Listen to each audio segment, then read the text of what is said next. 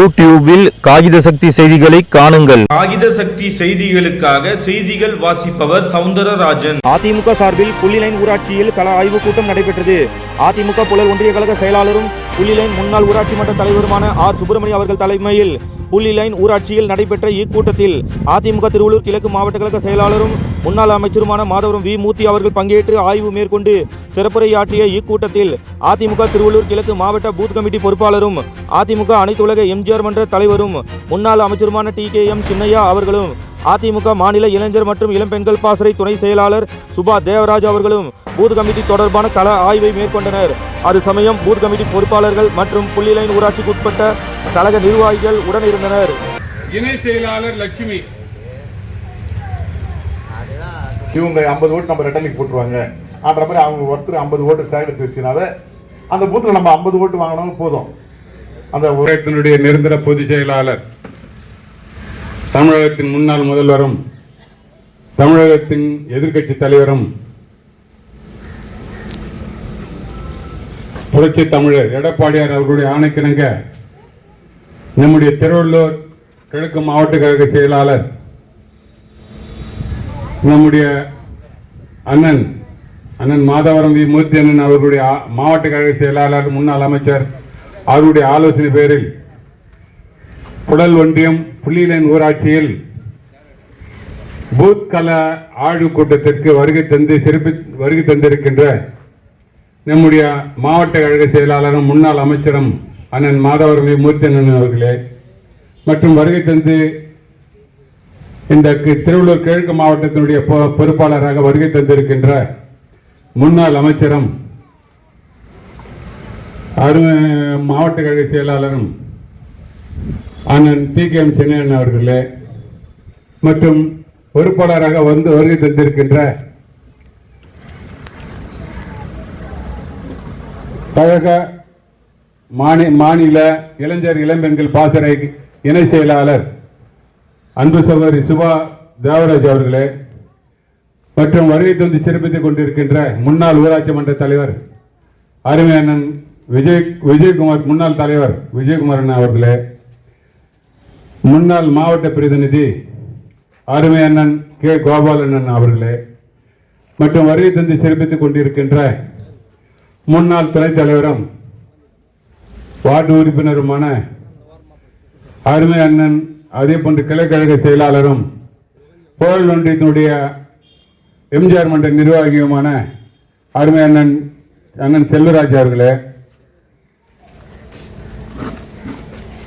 அதே போன்று வருகை தந்து சிறப்பித்துக் கொண்டு அம்மா பேரவையினுடைய அவைத்தலைவர் அண்ணன் ராஜ்குமார் அவர்களே, முன்னாள் துணைத் தலைவர் அருமை அண்ணன் கோவிந்தன் அவர்களே மற்றும் வருகை தந்து சிறப்பித்துக் கொண்டிருக்க முன்னாள் வார்டு உறுப்பினரும் கிளைக்கழக செயலாளருமான அருமை அண்ணன் ஆழ்வார் அவர்களே மற்றும் வருகை தந்து சிறப்பித்துக் கொண்டிருக்கின்ற முன்னாள் வார்டு உறுப்பினரும் கிளைக்கழக செயலாளருமான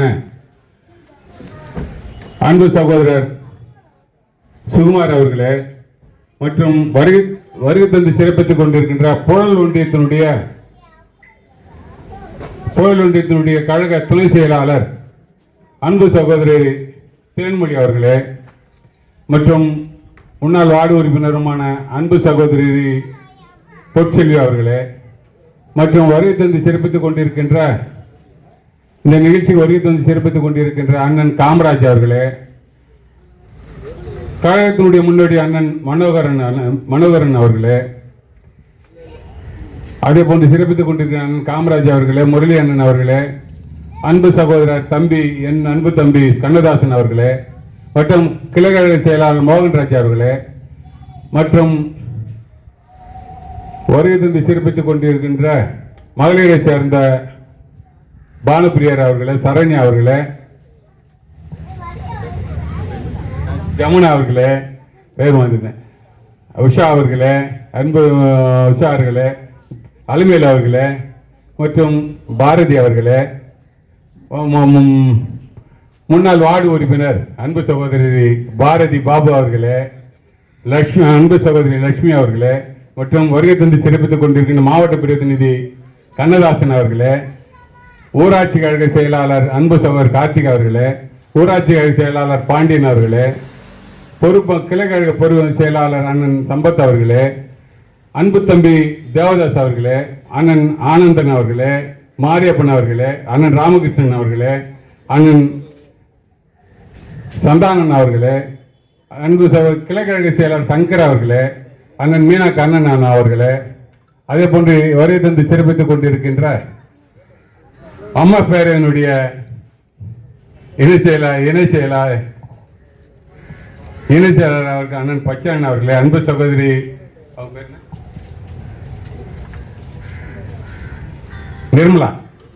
விமலா அவர்களே, மற்றும் வருகை தந்து சிறப்பித்துக் கொண்டிருக்கின்ற மோகன்ராஜ் அவர்களே, அன்பு சகோதரர் ரமேஷ் அவர்களே,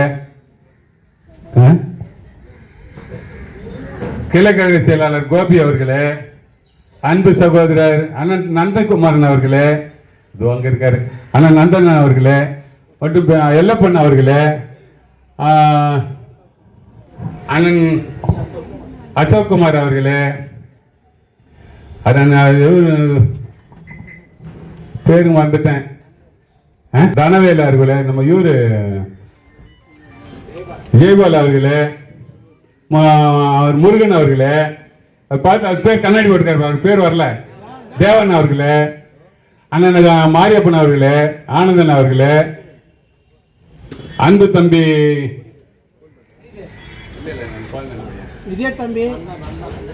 அன்பு கிளை செயலாளர் இதய தம்பி அவர்களே, நந்தன் அவர்களே, உங்கள் இல்லைனா தம்பி தம்பி அவர்களே, மற்றும் பேரு படிகள் யார் பேருனா விட்டு மன்னிச்சிருங்க, தம்பி லோகேஷ் அவர்களே, அண்ணன் வேம்புலி அவர்களே, ஹெல்ப்னா அவர்களே, அண்ணன் தம்பி ராம்குமார் அவர்களே, அது கணக்கு தெரியல, லைட் வச்சதுல யார் இருக்குன்னு தெரியல,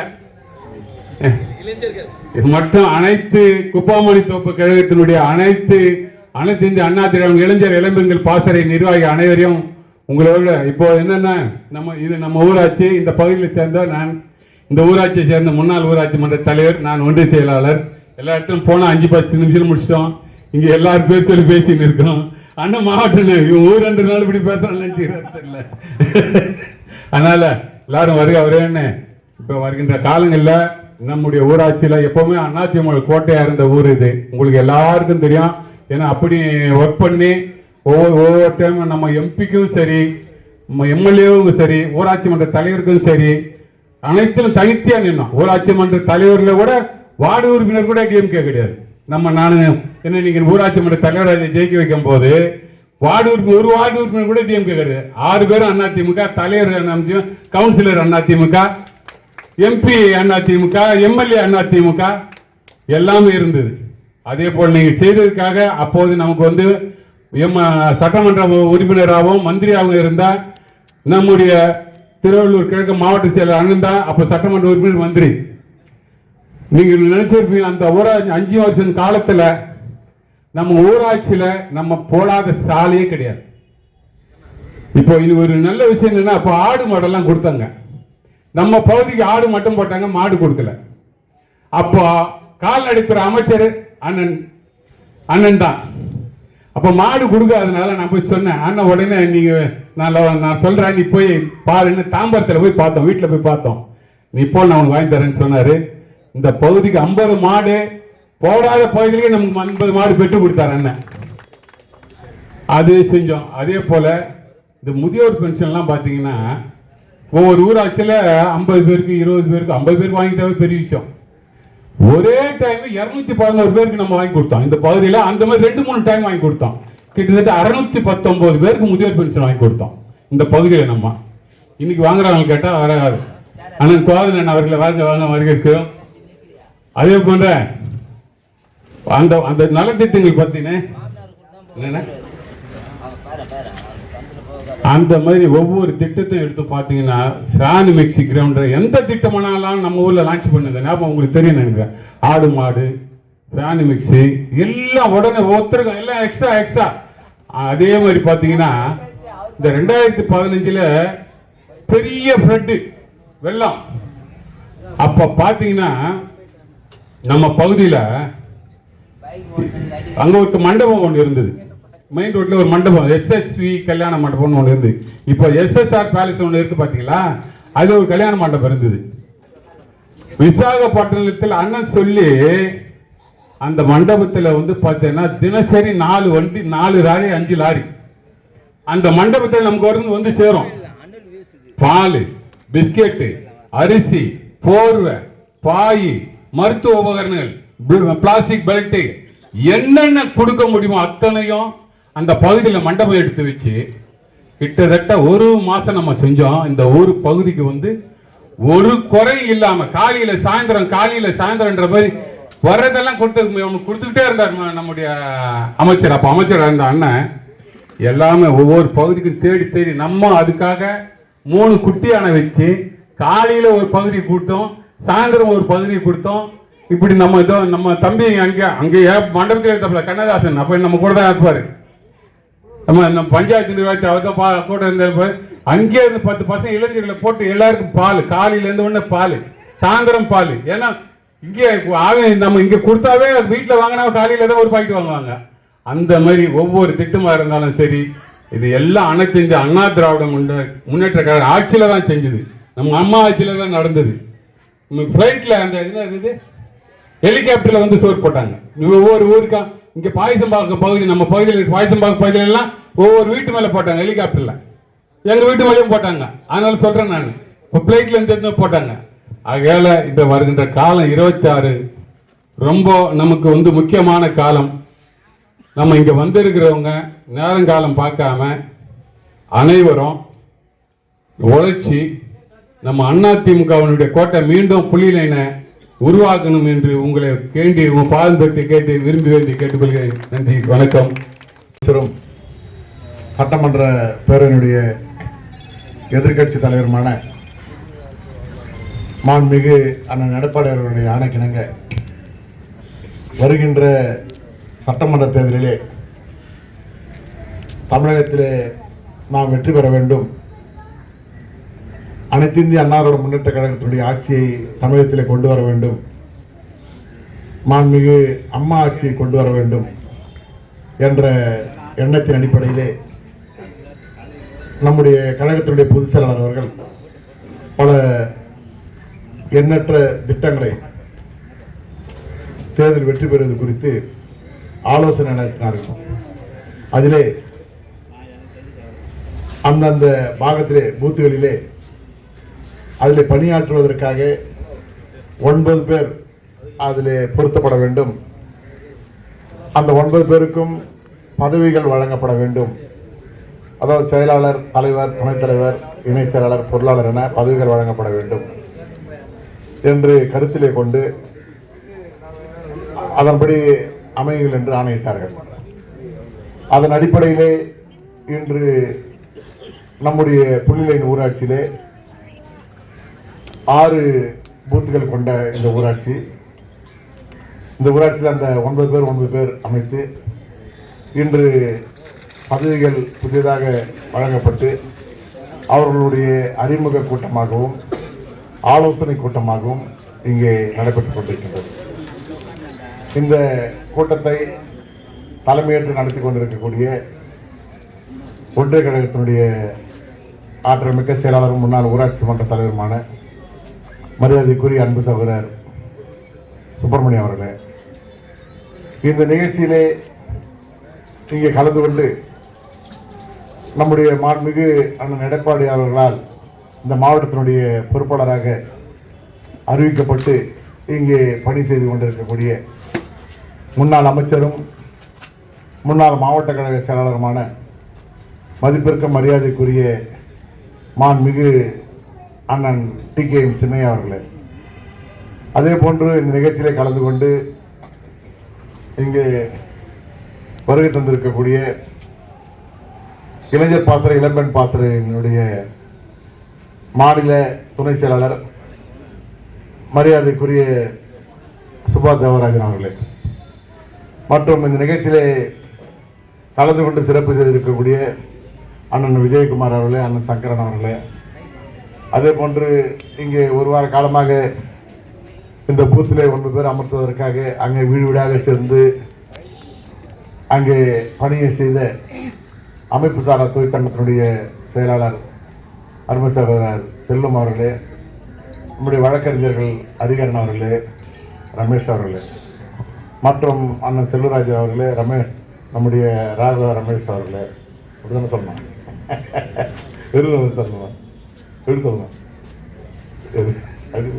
ரமேஷ் சார், அருமை நண்பர் ரமேஷ் அவர்களே, நீங்களும் அதனால வருகை தந்திருக்கின்ற அத்துணை பேருக்கும் எனது முதற்க நன்றி கலந்த வணக்கத்தை தெரிவித்துக் கொள்கிறேன். இன்று தமிழகத்திலே ஆட்சி நடத்துவது திமுக ஆட்சி. ஸ்டாலின் இன்று தமிழகத்தின் முதல்வராக ஸ்டாலின் இருந்து கொண்டிருக்கின்றார். அவர் கடந்த தேர்தலில் கூட நான் நின்ன வேட்பாளர் நிற்கின்ற பொழுது எல்லா அண்ணனுங்களாம் எல்லாமே நல்லா நம்ம ஒர்க்கில் எந்த வித புரிவும் கிடையாது. வாக்குறுதி கொடுத்தாங்க, மக்களை அதை நம்பி வாக்களிச்சிட்டாங்க.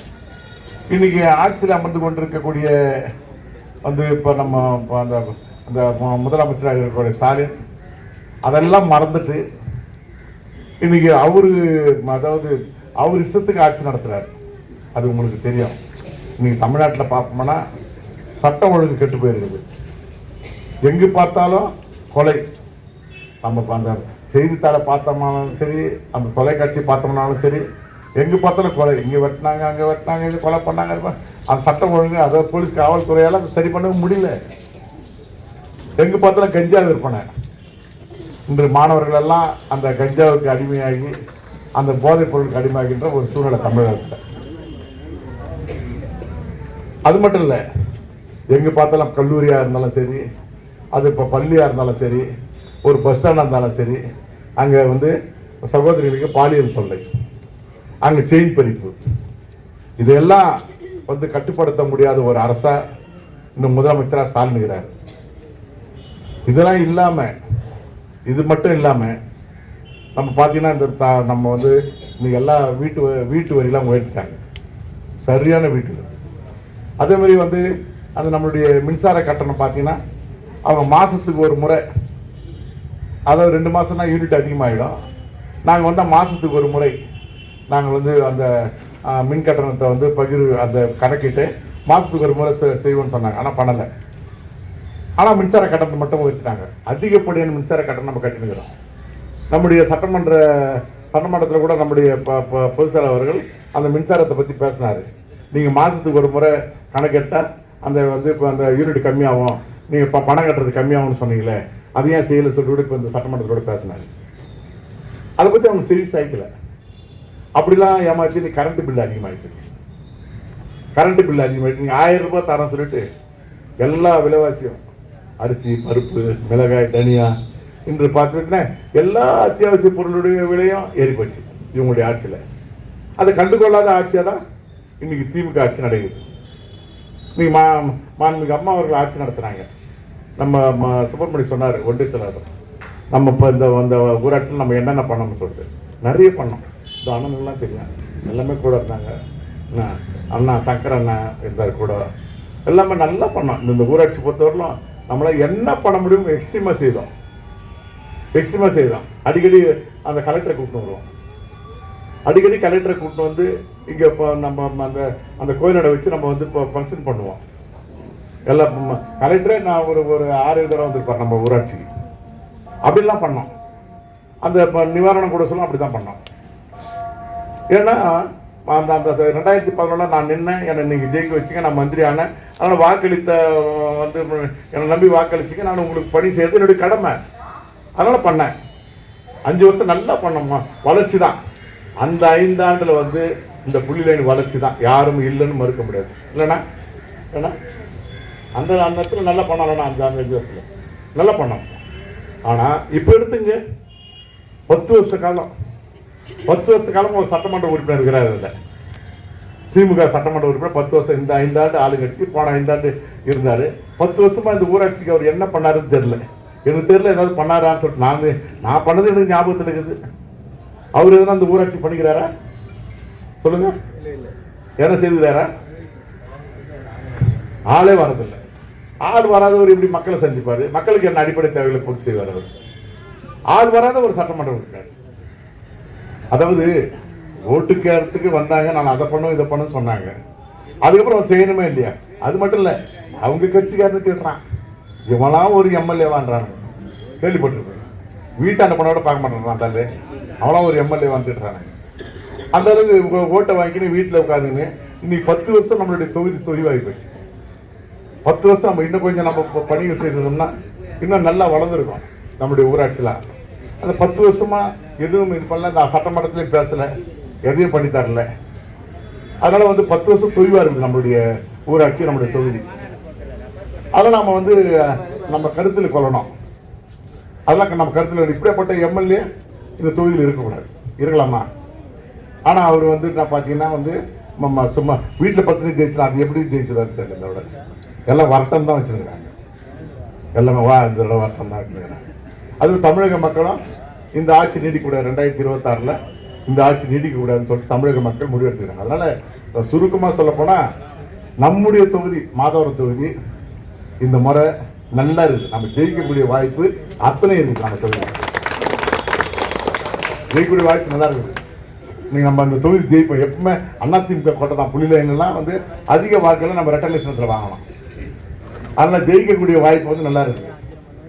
இதை நம்ம மேன்மைப்படுத்துறோம்னா இங்க இருக்கிற இப்போ புதுசா பதில போட்ட அத்தனை பேரும் அண்ணனுங்க எல்லாம் நீங்க எல்லாம் சேர்ந்து ரமேஷ், நம்ம அண்ணா செல்வராஜ் அண்ணன் எல்லாம் நம்ம அண்ணன் எல்லாமே அதாவது இப்போ அந்த இப்போ கருத்து மாற்றம் இல்லாமல் ஒருங்கிணைந்து ஒருமித்த கருத்தோடு நம்ம இந்த தேர்தலில் பணியாகும்.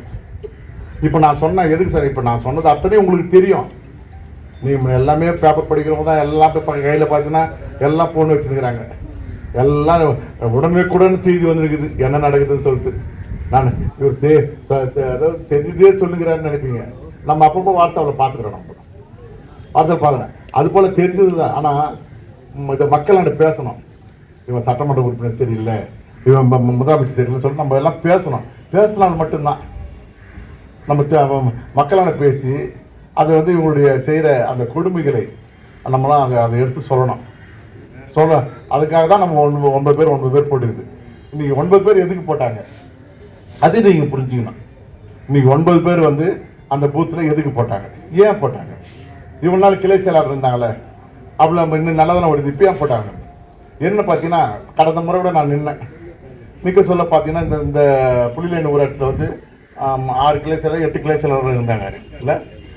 அதில் கிளை செயலர் ஒன்றிய செயலர் இப்போ சுப்பிரமணி நம்ம இப்போ அந்த தேர்தல் வந்துடுச்சு. அந்த ரெட்டலை ஓட்டு நம்ம பார்த்து வச்சுன்னு இவங்க 50 ஓட்டு நம்ம ரெட்டலைக்கு போட்டுருவாங்க ஆன்ற மாதிரி அவங்க ஒருத்தர் 50 ஓட்டு சேகரித்து வச்சுனாவே அந்த பூத்தில் நம்ம 50 ஓட்டு வாங்கினவங்க போதும். அந்த ஒரு ஆள் 50 ஓட்டு பூத்தில் பார்த்தீங்கன்னா 450 ஓட்டு. 450 ஓட்டு 400 ஓட்டு நம்ம அதிமுகவுக்கு வாங்கிட்டோம்னாவே மிச்சங்கிற ஓட்டு பல கட்சிக்கு அது போயிடும், நிற்கிற கட்சிக்கெல்லாம். அதனால் அந்த பூத்தில் நம்ம வெற்றி அடைஞ்சிருவோம். அந்த 6 பூத்தில் நம்ம வெற்றி அடைஞ்சிருவோம். அப்படின்னா இந்த ஊராட்சி நம்ம வெற்றி அடைஞ்சிருவோம். போனதை விட சங்கர் அண்ணன் நின்னாரு, கொஞ்சம் வாக்கில் தான் தோத்தாரு. அதுமாரி நம்மளுடைய பணிகள் கடமை உணர்வோடு உள்ளார்ந்த அந்த உழைப்போடு நம்ம உழைக்கணும். அதுக்காக தான் இந்த 9 போட்டுச்சு. அதனால வர தேர்தலில் நாம் வெற்றி அடையணும். இந்த தொகுதி இப்போ அதிமுகவுக்கு நல்ல சாதகமாக இருக்கிற தொகுதி, வெற்றி அடையக்கூடிய தொகுதியாக இருக்குது. இதை நமக்கு இன்னைக்கு கொஞ்சம் மேன்மைப்படுத்தி நம்மளோட உழைப்பால் நம்மளுடைய ஒற்றுமையால் இதை நம்ம ஜெயிச்சே காட்டுவோம்னு சொல்லிட்டு நம்ம வீர சபதம் எடுக்கணும் சமயத்தில். அதனால் வர தேர்தலில் நாம் எல்லாம் இணைந்து செயல்படுவோம். இந்த கூட்டம் இப்போது வரோம், இந்த பதவி வாங்கிக்கிங்க அறிமுக கூட்டம். இன்னைக்கு நான் பேசிட்டு போய்டுவேன்லாம் கிடையாது. மறுபடியும் இது மாதிரி பேசுவோம். தேர்தலில் இன்னும் அதிகப்படியான வேலைகள் எப்படி செய்யறதுன்னு சொல்லுவோம். அதெல்லாம் நம்ம கலந்து ஆலோசித்து நம்மளுடைய பணியை விரைவுபடுத்தி இந்த ஊராட்சியில் இது மட்டும் இல்லை, அதாவது இன்னைக்கு இது நகராட்சியோட இணைக்கிறேன்னு சொல்லிட்டு ஒரு அறிவிப்பு வந்தது. ஆனால் நகராட்சியோட இணைக்கணும்னா இந்த உள்ளாட்சி மாநிலத்தில் சொல்லிடணும். அதாவது என்னன்னா தேர்தல் நடத்தாத, அதாவது தேர்தல் நடத்தி ஆகணும். அது நடத்தினா அவங்க வெற்றி பெற மாட்டாங்கன்றதுனால தள்ளுறதுக்காக இந்த மாதிரி ஒரு சூழ்நிலை வச்சுருக்கிறாங்க. வர தேர்தலில் அது ஊராட்சியாக இருந்தாலும் சரி, நகராட்சியாக இருந்தாலும் சரி, சட்டமன்றமாக இருந்தாலும் சரி, அதில் நம்ம வெற்றி அடைய வேண்டிய அத்தனை பணிகள் நம்ம ஒருங்கிணைத்து செய்வோம் என்று கூறி இந்த நல்ல நிகழ்ச்சி, இந்த அறிமுக கூட்டத்தை, பொறுப்பாளர்கள் கூட்டத்தை ஏற்பாடு செய்து நடத்தி கொண்டிருக்கக்கூடிய ஒன்றிய செயலாளர் சுப்பிரமணியம் அவர்களுக்கும், இதில் வருகை தந்து திருப்பதி தண்டராஜ் அவர்களுக்கும், கண்ணா அவர்களுக்கும், கார்த்திக் அவர்களுக்கும், மற்றும் வெற்றியே நமது இலக்கு, நம்ம கொள்கையே வெற்றி பெறுவதுதான், என்று இங்கே வருகை தந்து அமர்ந்திருக்கக்கூடிய செயல் வீரர்களாக இருக்கக்கூடிய அத்தனை சகோதரர்களுக்கும் சகோதரிகளுக்கும் எனது மனமார்ந்த நன்றி கூறி விடைபெறுகிறேன். நன்றி வணக்கம். நிலவரப்பணியில் நம்பிக்கையான நிறுவனம் GRS என்டர்பிரைசஸ் பெரிய பாய்மார்க்கு வடமதுரை எண்ணாகுப்பம் ரோடு. அனைத்து இசைகளும் கற்க சிறந்த இடம் வேப்பம்பட்டு AJ மியூசிக் அகாடமி அப்ரோ பார்மசி மேல்தளத்தில்.